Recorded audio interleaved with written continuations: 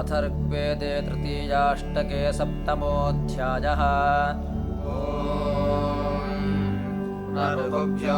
दूतमिव वाचमिष्य उपस्थिरेष्वैतरीन्द्रेनुमीळे ये वातजूतास्तरणिभिरेवैः परिद्यां सद्यो अपसो बभूवुः यदा रमक्रन् नृभवः पितृभ्यां परिविष्टिवेषणादंसनाभिः आदिदेवानामुपसख्यमाजन्धीरासः पुष्टिमवहन्मनाजैः पुनर्ये चक्रुः पितरायुवानासनायुवेव चरणाशयाना ते वाचो विद्वां नृपुरिन्द्रवन्तो मधुप्सरसो नो बन्धु यज्ञम् यत्संवत्सनृभवो कामरक्षन् यत्संवत्सनृभवो माविंशन् यत्संवत्समभरन् भासो अस्यास्ताभिश्रमेभिरमृतत्वमाशुः ज्येष्ठाः करेति गणीयान्त्रीन् कृणवावेत्याह कनिष्ठाः चतुरस्करेति त्वष्टर्भवस्तत्पनयध्वजो वः सत्यमो चुर्नर एवाहि चक्रुरनुस्वधा मृभवो जग्मुरेताम् विभ्राजमानां शमसाङ्ग एवावेन त्वष्टाः चतुरो ददृश्वान् द्वादशत्योऽन्यतमो ह्यस्यादित्येरणम् नृभवः ससन्ताः सुक्षेत्राः कृण्वन्दनयन्त सिन्धून् धन्वादिष्ठन्नोषधीर्निम्नमापाः रथय्ये चक्रुः सुरतम् नरेष्ठान् ये धेनुम् विश्वजुवम् विश्वरूपाम् त आतक्षन् नृभवो रयिन्नस्ववसः सुहस्ताः अपोह्ये एषामजुषन्त देवा अभिक्रत्वा मनसादीत्यानाः वाजो देवानामभवत्सु कर्मेन्द्रस्य बुभुक्षा वरुणस्य विभ्वाः ये हरिमेधयोक्तामदन्त इन्द्राय चक्रुः सुयुजाये अश्वाः ते राजस्पोषन्द्रविणान्यस्मे धत्तर्भवः क्षेमयन्तो न मित्रम् इदान्नः पीतिमुदवो मदन्तुर्नृते श्रान्तस्य सख्याय देवाः ते नूनमस्मे ऋपवो वसूनि तृतीये अस्मिन् सफले दधात ऋभुर्विभ्वावाज इन्द्रो नो अच्छेमं यज्ञं रत्नतेयोपयात इदा इवो धिषणाः देव्यन्नामदाः प्रीतिं सम्मदाः अग्मदावः विदानासो जन्मनो वाजरत्ना उत ऋतुभिर्भवो मादयत्थम् सम्भो मदा अग्मत सम्पुरन्भिः सुवीरामस्मे रजिमे रजद्धम् अजम्भो यज्ञर्भवो आर्यमामनुष्पत्प्रतिभो दधिरिद्धे प्रवोच्छानादिजुषाणासो स्थुरभूतविश्वे अग्र्योतमाजाः अभूदुवो विदते रत्नतेजमिदानरोदाशुषे मर्त्याय पिबत वाचारुभवो ददेवो महिर्वीर्यं समनं मदाय आवाजायातोपनरुभुक्षा महो नरोद्रविणसो गृणानाः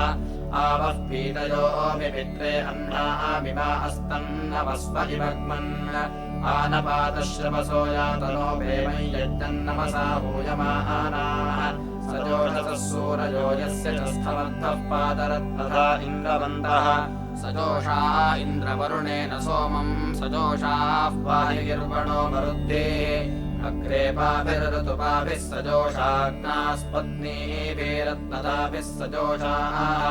सजोषस आदित्यैर्मादयध्वं सजोषसर्भवः पर्वतेभिः सजोषसो दैव्येन सवित्रा सजोषसः सिन्धुभिरत्नदेभिः ये अश्विना ये पितराज ऊतीधेनुं ततक्षुरुर्भवो ये अश्वाः ये अंसत्राजरथग्रोदसी ये विभ्वो नरस्वपत्यानि चक्रुः ये गोमन्तम् वाजवन्तम् सुवीरम् रयिन्धत्थवसुमन्तम् पुरुक्षम् ते अग्रे पारुभवो मन्दसाना अस्मे दत्तये च रातिम् गृह्णन्ति नापाभूतनभूतिदृशामानिश्यस्तार्भवो यज्ञे अस्मिन् समिन्द्रेण मदथ संवरुद्भिः सम्राजभिरत्नतेजाय देवाः इहोपयादशवसो न पादः सौधन्वनार्भवो मापभूत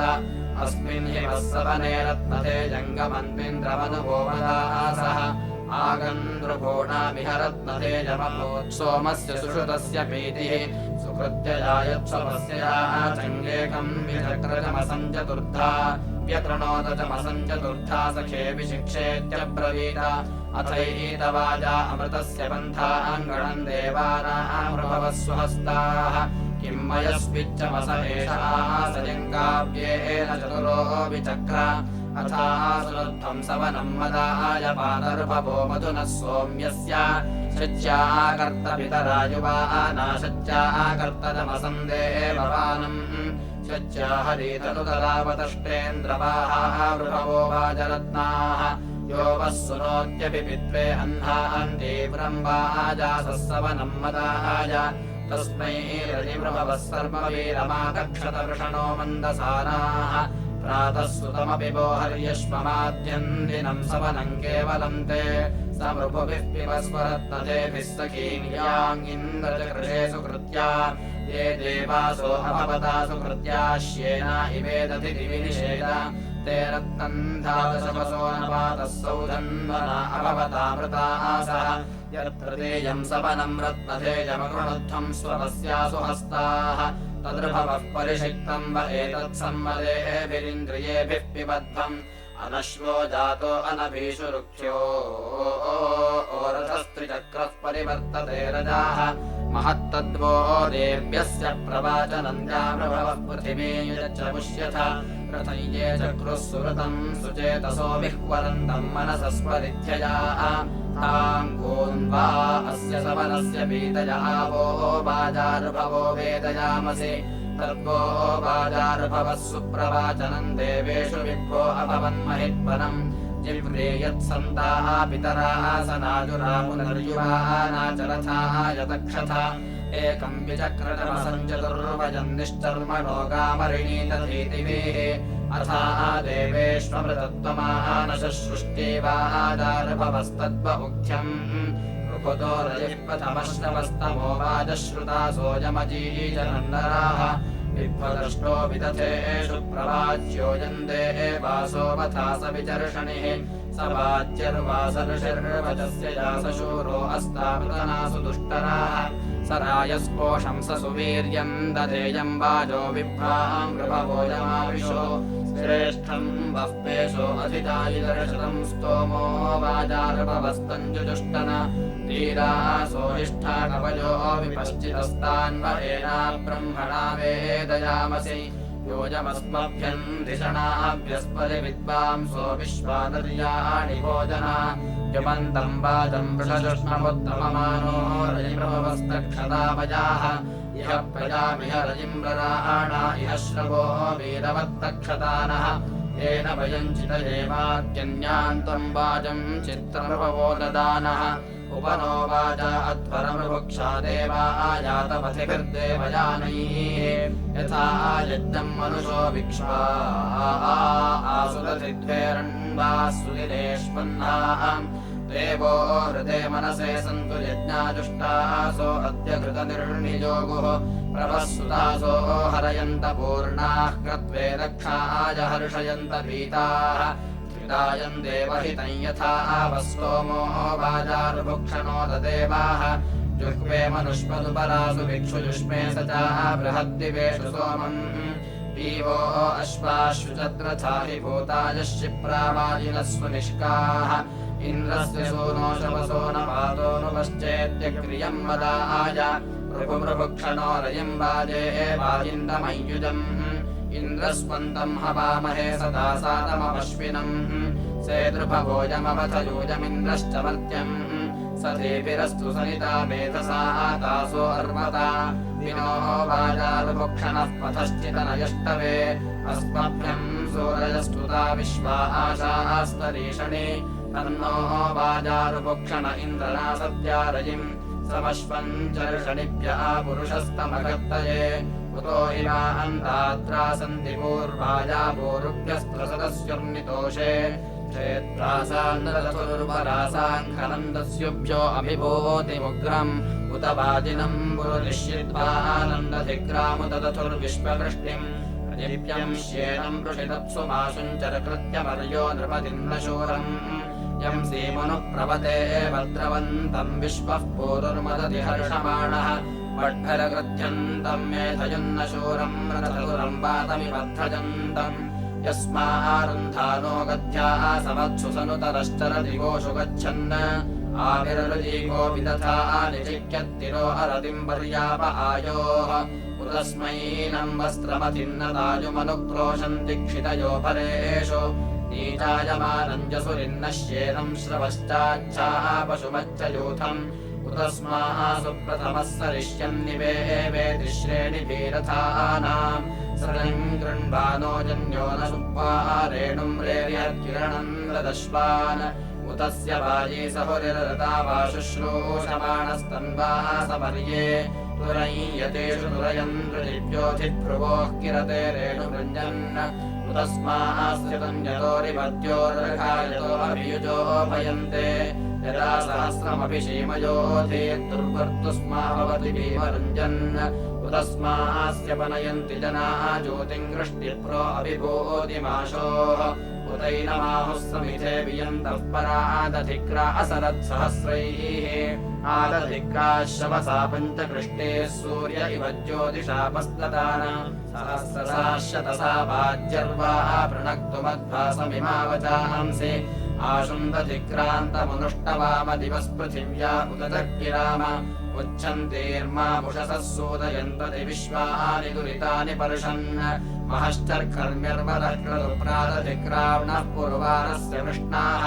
यम् पूर्वभ्यो ये दिवाम् सन्नाग्निम् ददथुर्मित्रावरुणाततुरिम् यो अश्वस्य दधिक्रावणो अकारेत् समिद्धे अग्ना उषसोऽप्युष्टौ अनागसन्तमतिथिः कृणोतु समित्रेण वरुणेन सजोषाः अधिक्रावण इष ऊर्जो महोयतमन्महि मरुतान्नाम भद्रम् स्वस्तये वरुणम् मित्रमग्निम् हवामह इन्द्रम् वज्रबाहुम् इन्द्रमिवेदुभये विह्वयन्त उदीराणा यज्ञमुपप्रयन्ताः तधिक्रामुसूदनम् मर्त्याय ददथुर्मित्रावरुणानो अश्वम् तधिक्रावणो अकारिषम् जिष्णोरश्वस्य वाजिनाः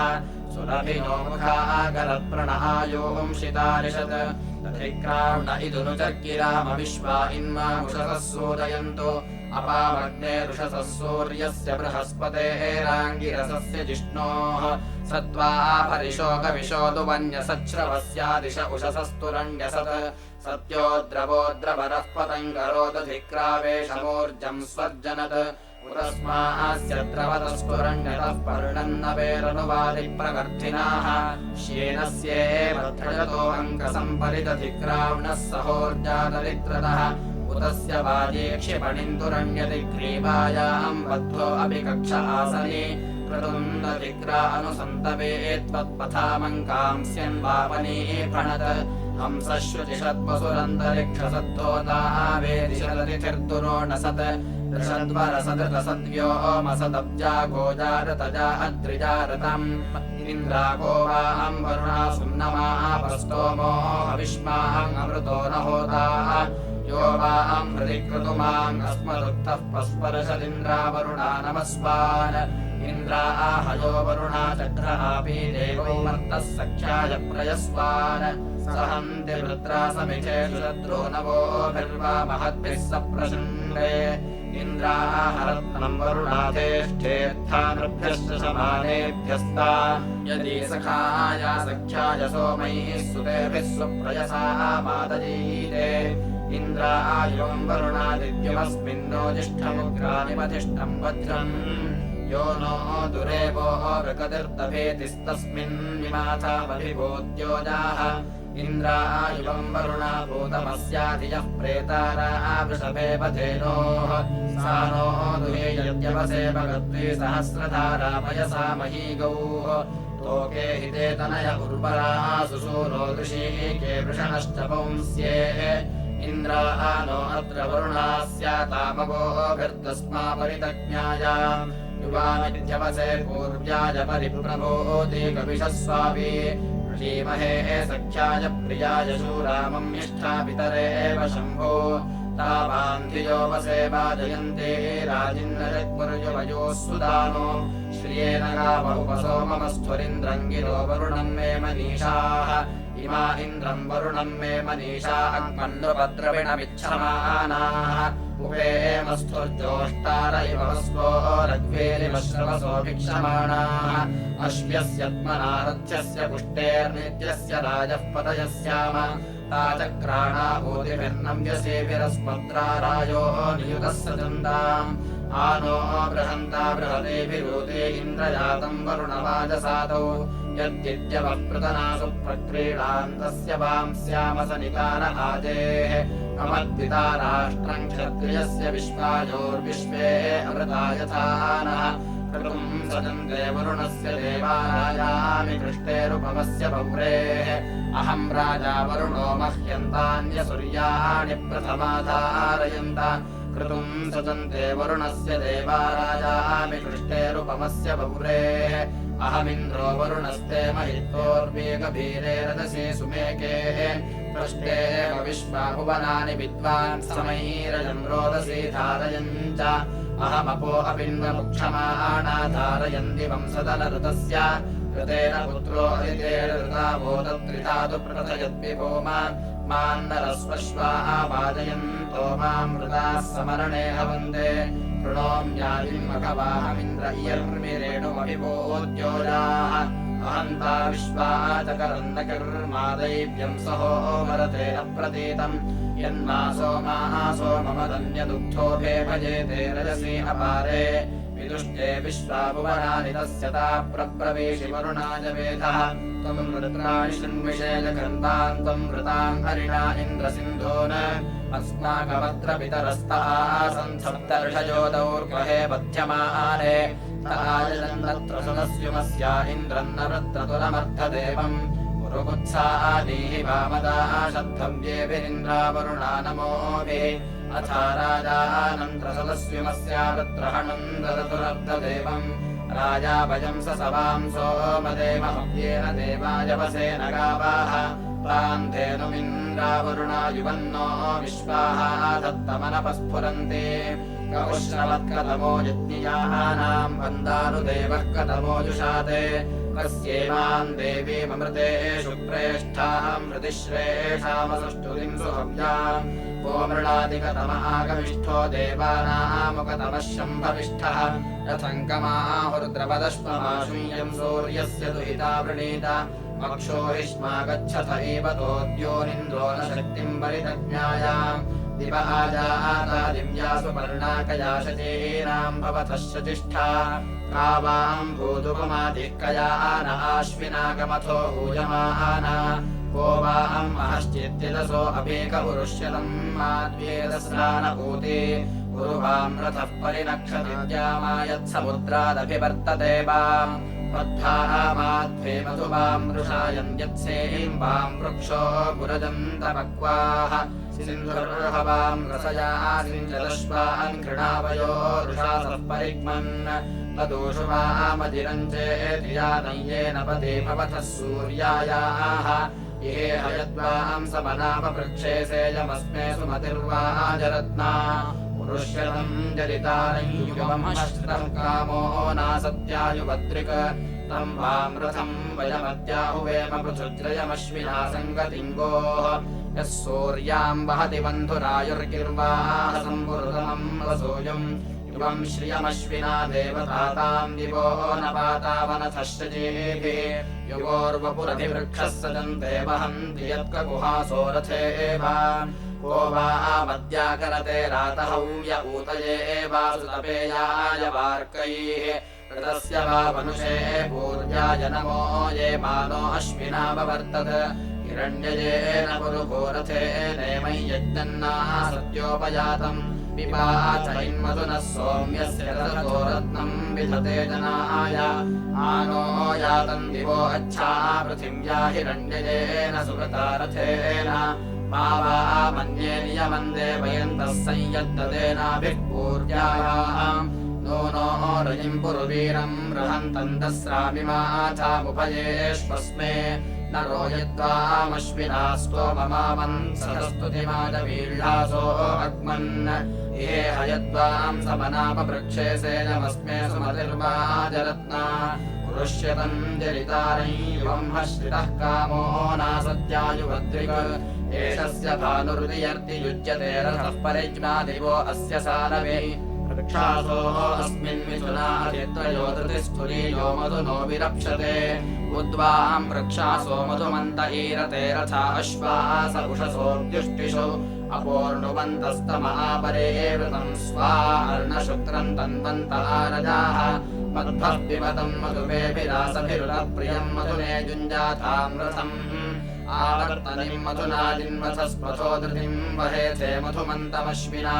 हंसासो ये वाम् मधुमन्तो हस्रितो हिरण्यवर्णा उव उशर्बुधाः उदप्रुतो मन्दिनो मन्दिनिस्पृशो मध्वो न वक्षः सपनानि गच्छथः स्वध्वरासो मधुमन्तो अग्नय उस्राचरन्ते प्रतिवस्तो रश्मिना यन्निहतहस्तस्तरणिर्विचक्षणः सोमम् सुषावमधुमन्तमद्रिभिः आगेलिपासो अहभिर्दविद्वतः स्वा अर्णशुक्रम् तन्वन्त आरजाः सूरश्चिदश्वान्युजानयीयते विश्वाम् अनुस्वथया चेततस्पथः प्रवामवोचमश्विनाधियन्धारथस्वश्वो अजरो यो अस्ति येन सद्यः परिरजांसि याथो हविष्मन्तम् तरणिम् भोजमच्छा अग्रम् पिबामधूनाम् सुतम् वा ज्योतिविष्टिषु त्वम् हि पूर्वपा असि सतेनानो अभिष्टिभिर्नियुत्वाम् इन्द्रसारथिः वायो सुतस्य तम्पतम् आवाम् सहस्रम् हरय इन्द्रवायो अभिप्रयाः वहन्तु सोमपीतये रथम् हिरण्यबन्धुरमिन्द्रवायो स्वध्वरम् आहिस्थाथो दिविस्पृशम् अथेन पृथुपाजसादाश्वाम् समुपगच्छतम् इन्द्रवायो इहागतम् इन्द्रवायो अयम् सुतस्तम् देवेभिः सजोषसा पिबतम् दाशुषो गृहे इह प्रयाणवस्तु वामिन्द्रवायो विमोचनम् इह वाम् सोमपीतये वायो शुक्रो अयामि ते मध्वो अग्रन्दिविष्टिषु आयाहि सोमपीतये स्पार्हो देव नियुत्पदा इन्द्रश्च वायवेषाम् सोमानाम् भीतिमर्हतः युवाम् भियन्तेन्दवो निम्नमापो न सध्यक् वायविन्द्रश्च शुष्मिणाः सरथम् शवसस्पति नियुत्पन्दानभूतय आयातम् सोमपीतये यावाम् सन्ति पुरुस्पृहो नियुतो दाशुषे नरा अस्मेता यज्ञवाहसेन्द्रवायो नियच्छतम् गिरिहोत्रा अवीता विपो नरायो अर्यः वायवाचन्द्रेण रथेन याहि सुतस्य पीतये निर्युवाणो अशस्तेर्नियुत्वाम् इन्द्रसारथिः वायवाचन्द्रेण रथेन याहि सुतस्य पीतये अनुपृष्टे वसुधिति ये माते विश्वपेशसा वायवाचन्द्रेण रथेन याहि सुतस्य पीतये वहन्तु त्वामनोजुजो युक्तासो नवतिर्नव वायवाचन्द्रेण रथेन याहि सुतस्य पीतये वायो शतम् हरेण युवस्वपोष्याणाम् उत वा आते सहस्रिणो रथ आयातु पादसा इदम् वा आमास्ये हविःप्रियमिन्द्र बृहस्पति उक्थम् मदश्च शस्यते अयम् वाम् परिषिच्यते सोम इन्द्र बृहस्पति चारुर्मदाय पीतये आन इन्द्र बृहस्पति गृहमिन्द्रश्च गच्छतम् सोमपा सोमपीतये अस्मे इन्द्र बृहस्पति रयिन्धत्तम् शतग्विनम् अश्वावन्तम् सहस्रिणम्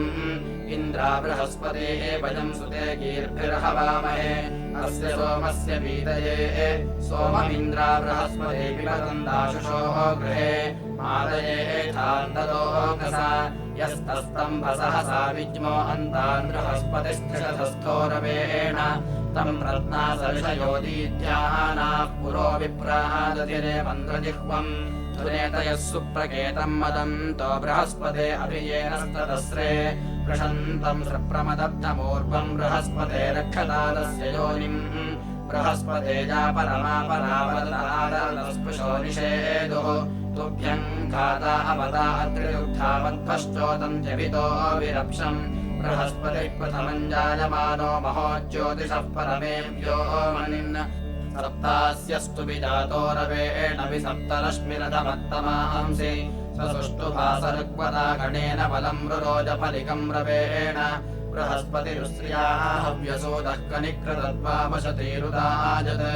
एवाभित्रे विश्वदेवाय वृष्णे यज्ञैर्विदेव नमसा हविर्भिः बृहस्पते सुप्रजा वीरवन्तो वयम् स्यामपतयोरयीणाम् स इद्राजा प्रतिजन्यानि विश्वाशुष्मेण तस्थावभिवीर्येण बृहस्पतीयः सुहृतम् विवर्ति वल्गो यति वन्दते पूर्वभाजम् स इच्छेति सुधित ओकसि स्वे तस्मा इलाः भिन्नते विश्वदानीम् तस्मै विशस्वयमेवानमन्ते यस्मिन् ब्रह्मा राजनि पूर्व एते अप्रतीतो जयति सन्धनानि प्रतिजन्यान्युतया सजन्या